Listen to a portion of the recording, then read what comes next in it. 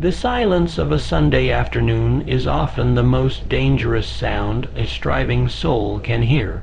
It is not the silence of peace, but the quiet echo of time wasted, the low hum of potential being systematically suffocated by the very hands that possess it. Look around you. Not at the failures, but at the almost successful, the vast majority who possess talent, intelligence, and opportunity, yet find themselves, as the crucial decades of their lives close, staring into the middle distance of mediocrity, often right around the age of 40. Why, what is the unseen, insidious enemy that robs them of their promised fortune, their magnificent vision? It is not a lack of resources. Andrew Carnegie started with none. It is not a lack of brilliance. Thomas Edison failed thousands of times. It is not even bad luck, though the weak love to name that phantom.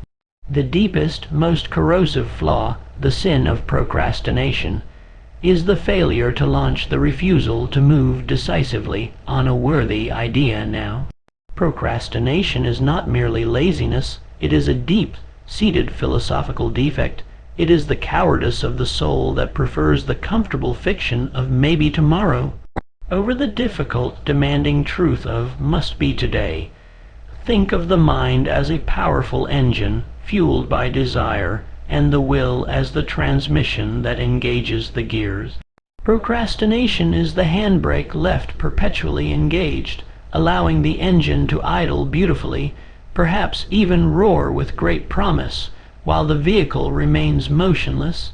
This self-inflicted paralysis is the most common cause of failure, particularly when the youth's energetic illusion of infinite time begins to dissolve.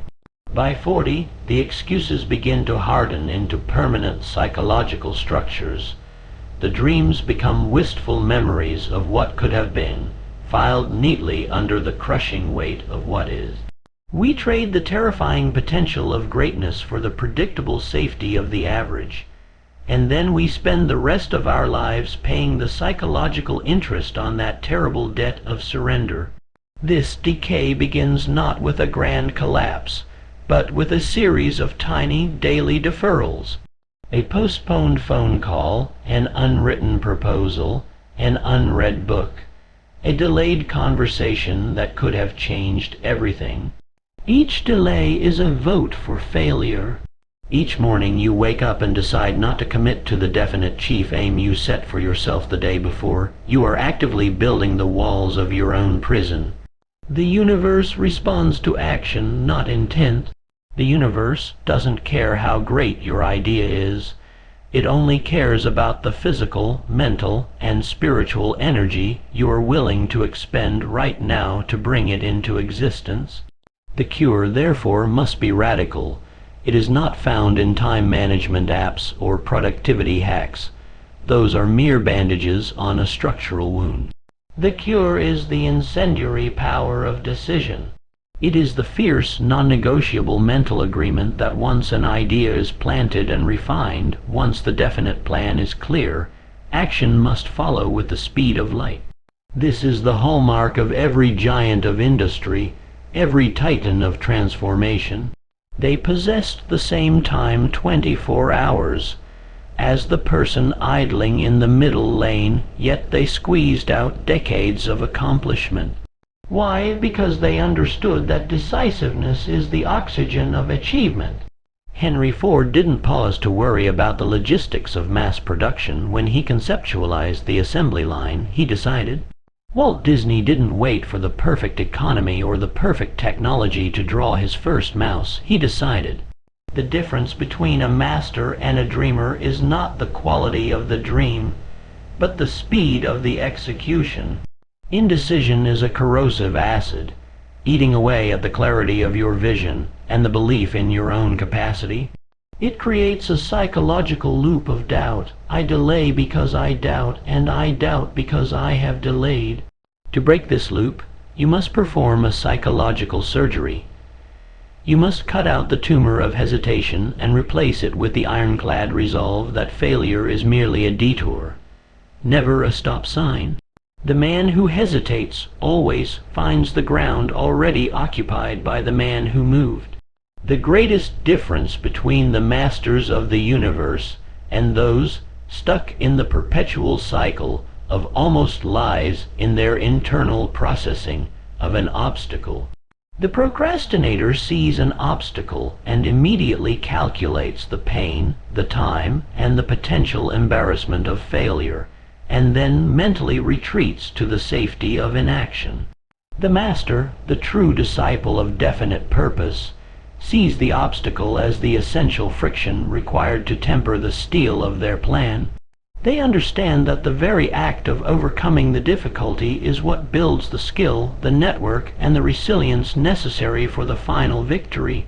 Look at Abraham Lincoln. His career was a tapestry of defeats, political losses, business failures, personal tragedies. If he had allowed the weight of yesterday's failures to paralyze today's actions, the history of the world would be fundamentally different. Lincoln understood that perseverance is prolonged action, not prolonged thought. He embraced the principle of applied faith, which is the unshakable belief that your definite chief aim will be realized, coupled with continuous, consistent effort. This faith is the antidote to the paralyzing what-if syndrome that cripples the modern mind. The modern world has amplified the sin of procrastination by offering an infinite, seductive stream of distractions. We are constantly seeking external validation and instantaneous gratification, which makes the slow, hard, unglamorous work of genuine creation feel unbearable. The pursuit of greatness requires long periods of deep work, of sustained, focused isolation where the vision is built brick by brick. Procrastination is often the escape mechanism from this necessary intellectual solitude. It's easier to scroll through the curated successes of others than to face the blank page or the empty workshop of your own destiny. But remember, every great achievement began in that solitary space, far from the noise of the crowd.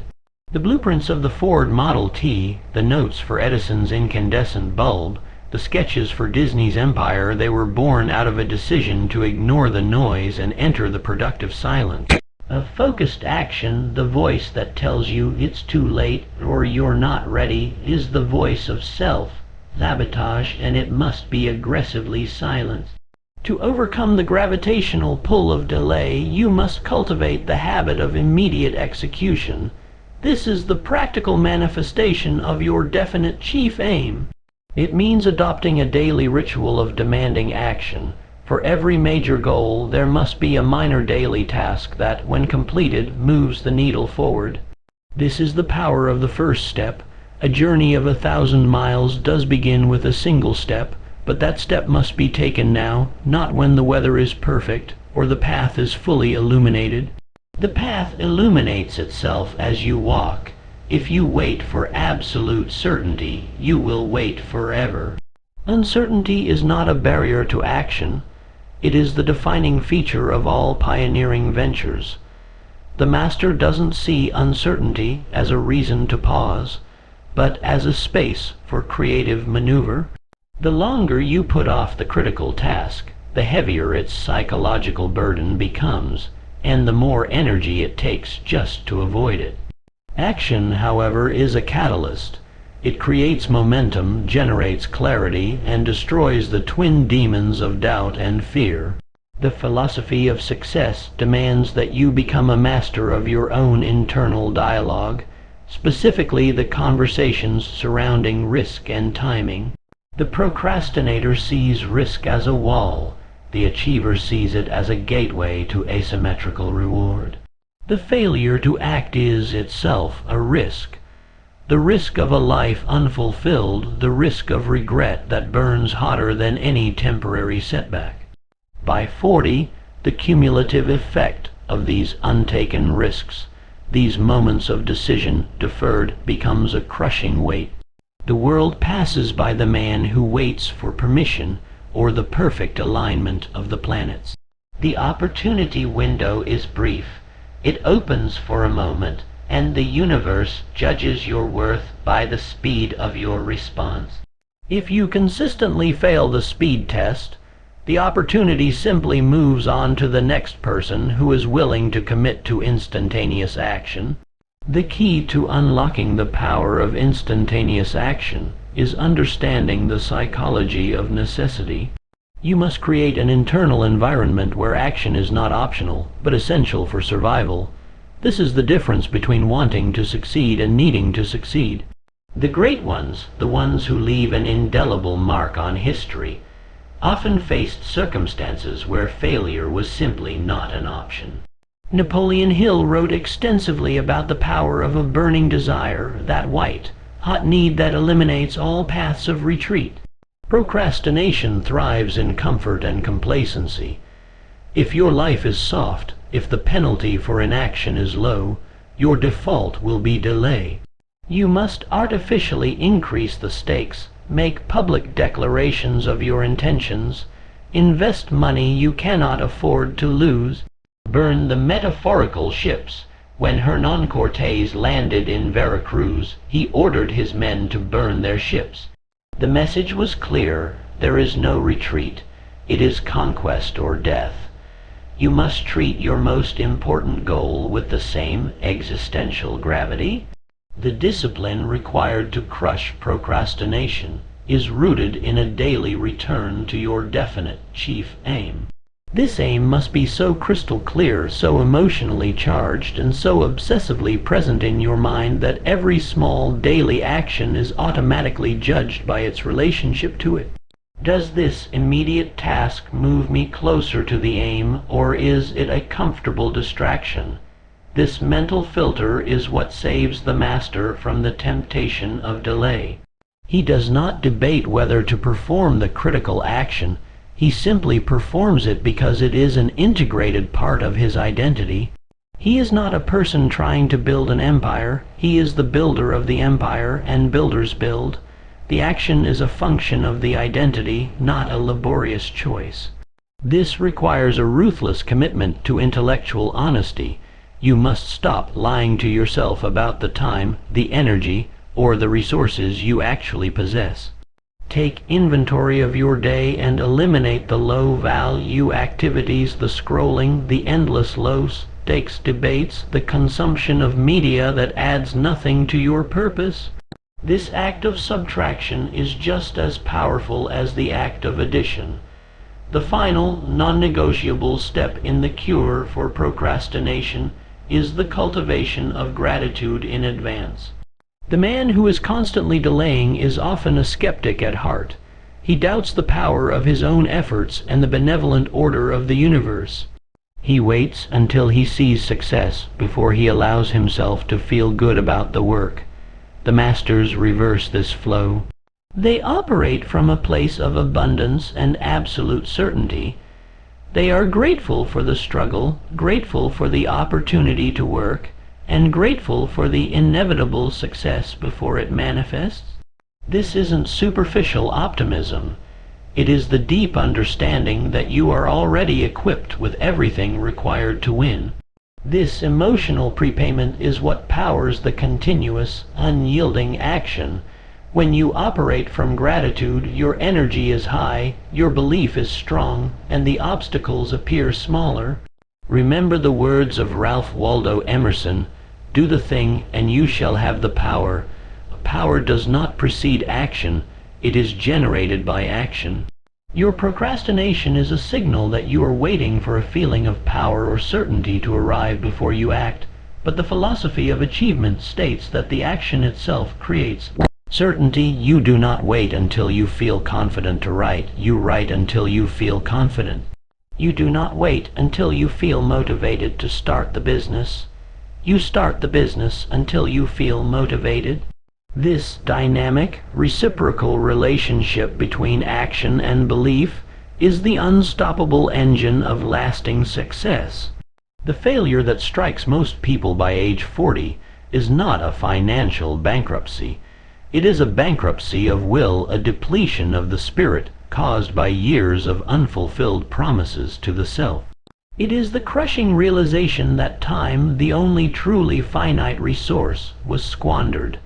The sin of procrastination is the betrayal of your own magnificent potential.